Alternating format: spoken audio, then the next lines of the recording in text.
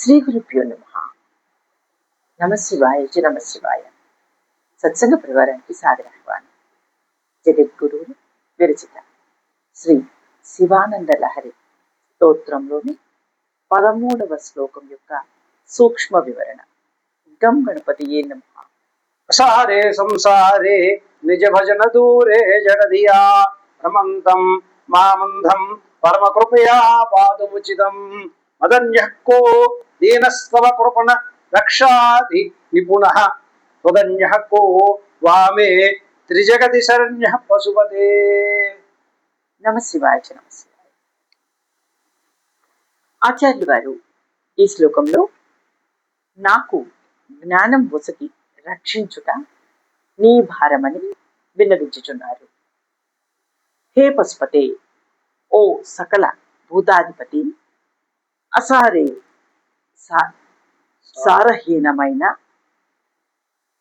సారహీనమైనటియు నిజ భజన దూరే, నిజ స్వస్వరూపుడైన ఈశ్వరుని యొక్క భజన ధ్యానించుటయే దూరే దూరముగా గల అట్టియునగు సంసారే సంసారమునందు జడదియా వివేక శూన్యమైన బుద్ధితో భ్రమంతం తిరుగుచున్నట్టి అంధం ఆత్మానాత్మ పరిజ్ఞాన శూన్యుడైన మాం నన్ను పరమకృపయా మిక్కిలి దయతో పాతుం రక్షించుట కొరకు ఉచితం యుక్తము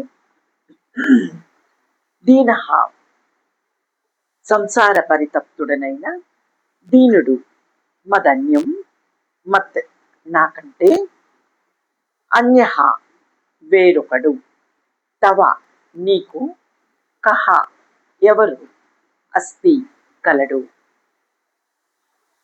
కృపణ రక్షాతి నిపుణః అనగా కృపణ దీనుల యొక్క రక్ష సంరక్షించుటయందు అతి నిపుణః మిక్కిలి సమర్థుడైన వాడు.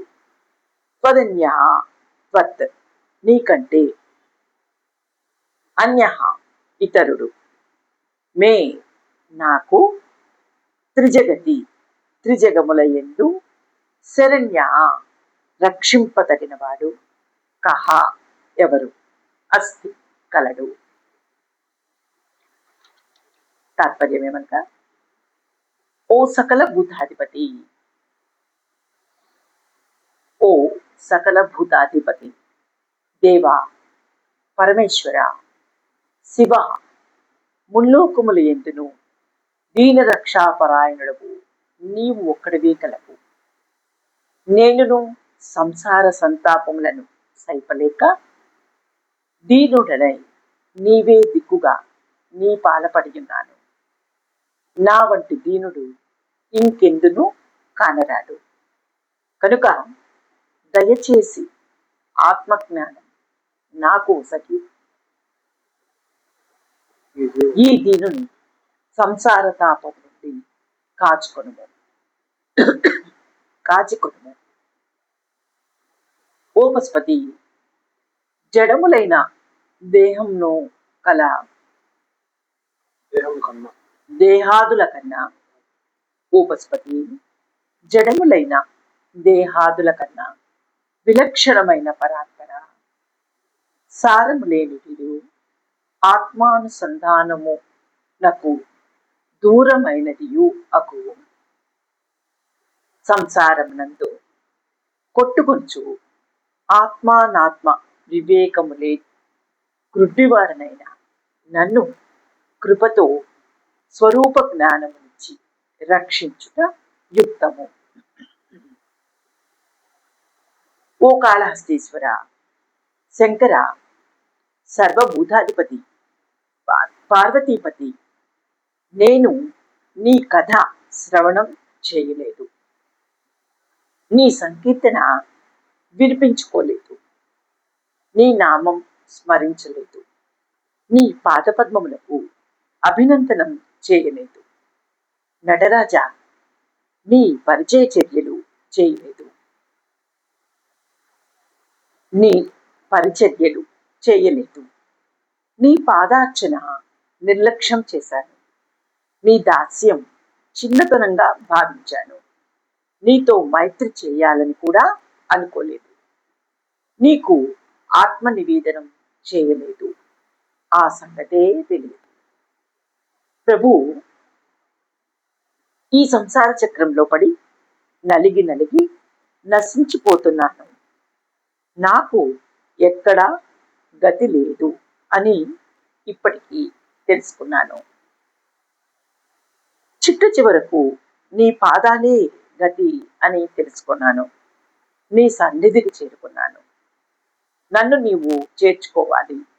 ఇంత హీనాతి హీనుడిని నన్ను ఎవరు రక్షింపగలరు? నీవు దయాసముద్రుడవు, దీనవత్సలుడవు, ఆర్తరక్షాదక్షుడము. స్వామి, నీవే శరణము. దిక్కులేని వాడికి దేవుడే దిక్కు. పతితుడనైనా సరే పరమేశ్వరుణ్ణి ఆర్తితో అర్థిస్తే ఆదుకుంటాడు. భక్తిలో ఉన్న గొప్పతనం, గొప్ప గుణం అదే. కన్నప్ప నీవు ఉన్నావని పూజలు చేశాడు, తరించాడు. ప్రభు, చివరిసారిగా నిన్ను ప్రార్థిస్తున్నాను. నీవు నాయందు కనికరము చూపకపోతే నీకు ఉన్న దీనబాంధుడవు అనే పేరుకు కళంకం వస్తుంది కదా.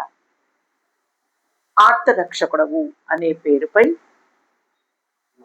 మచ్చ ఏర్పడుతుంది కదా. కావున నాపై కనికరము పూని నన్ను నీవే కాపాడవలసినది.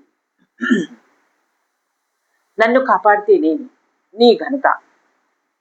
ఎవరిని చికిత్స చేయుటకు సాధ్యము, ఎవరికి చికిత్స చేయుటకు సాధ్యము కాక ఇక లాభము లేదు అని ప్రాణముపై ఆశ వదులుకున్న రోగిని అత్యంత సమర్థతతో ఒకానొక వైద్యుడు కాపాడను. అది వాని ఘనత. మిక్కిలి పాపినై పతితుడనై ఇక నాకు దిక్కెవరు? నాకు తగిన శిక్ష యమలోకంలో కూడా లేదు అని ఎవడు అత్యంత ఆర్తితో, దీనతతో, భక్తిగా ప్రార్థిస్తాడో అట్టి వాణిని సైతము నిశ్చల భక్తి అతనికి లోకపావన్ని చేయదు. అది భక్తి యొక్క ఘనత. అపిచేత్సు దురాచారో భజతే మాం అనన్యభాక్ సాధురేవ స మంతవ్యః సమ్యక్ వ్యవస్థితో హి సహ అని గీతాచార్య వారు ఉపదేశించారు. గృహస్థాశ్రమం ధర్మాన్ని సరిగ్గా అర్థం చేసుకోలేక, సంసారం అంటే అర్థం తెలియక ఆశ్రమాన్ని, సంసారాన్ని తమ సాధనకు, తమ ఆధ్యాత్మిక చింతనకు అడ్డుపడేవిగా అపార్థం చేసుకొని తిట్టుకుంటూ దైన్యమైన జీవితాన్ని గడుపుతూ ఉండేవారు కొంతమంది ఉంటారు. సంసార చక్రంలో నలిగి సంసారం నిస్సారంగా భావించే వారు కూడా ఉంటారు. భగవత్ ఆరాధన, ఆధ్యాత్మిక చింతన సంసారమునకు అడ్డుపడేవిగా అపార్థం చేసుకుని, అయ్యో ఇంతకాలం వృధా చేశామా అని అనుకునేవారు కూడా ఉంటారు. ఈ దీన స్థితి నుండి బయటపడేవారు ఎవరు? గజేంద్రుడు అని మొసలి బారి నుండి, గజేంద్రుడిని మొసలి బారి నుండి కాపాడేవాడు ఎవడు? దీనబాంధవుడైన పరమేశ్వర శరణాగతి ఒక్కటే దీనికి పరిష్కారం. షరతులే లేని శరణాగతి అయితే తప్ప పరమేశ్వరుడు అనుగ్రహింపడు. ఆయన రక్షించాలంటే దీనత్వం ఒక్కటే మార్గం. ముజ్జగాలలో ముక్కంటిని మించిన ముక్తి ప్రదాత, ఆదిదేవుని మించిన ఆత్మజ్ఞాన ప్రదాత మరొకరు లేరు. ఇది స్వరూప జ్ఞానం. వాగర్ధావివ సంవృత్తౌ వాగర్ధ ప్రతిపత్తయే జగతః పితరౌ వందే పార్వతీ పరమేశ్వరౌ. నిరక్షరపద భ్రష్టం మాత్రాహీనం తు యద్భవేత్ తత్సర్వం క్షమ్యతాం దేవనారాయణ నమోస్తుతే. కాయేన వాచా మనసేంద్రియైర్వా బుద్ధ్యాత్మనా వాక్ ప్రకృతే స్వభావాత్ కరోమి యజ్జత్ సకలం పరస్మై నారాయణాయేతి సమర్పయామి. ఓం తత్సత్ బ్రహ్మార్పణమస్తు. ఇది ఈ శ్లోకం యొక్క సూక్ష్మ వివరణ. ఆ పార్వతీ పరమేశ్వరుల అనుగ్రహం మనందరి మీద కలుగుగాక. నమః శివాయ చ నమః శివాయ.